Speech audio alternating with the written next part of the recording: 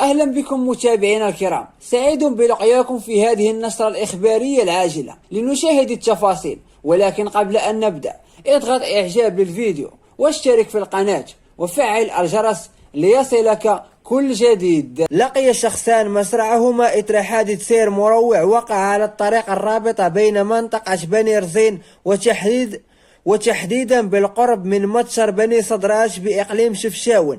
وحسب مصادر محلية فإن الحادث الأليم نجم عن انقلاب سيارة خفيفة من نوع داسيا من منحدر جبلي خطير، مما خلف عن وفاة شخصين. وأضافت المصادر ذاتها أن الحادث أسفر أيضا عن إصابة شخص آخر بجروح خطيرة، مما استدعى نقله على وجه السرعة إلى مستشفى محمد السادس بشفشاون. هذا وقد فتحت مصالح الدرك الملكي تحقيقا أوليا في أسباب وظروف الحادث المميت، فيما تم الإشراف على نقل جثامين المتوفون إلى مستودع الأموات إلى حين الانتهاء من الإجراءات القانونية المعمول بها في مثل هذه الحالات.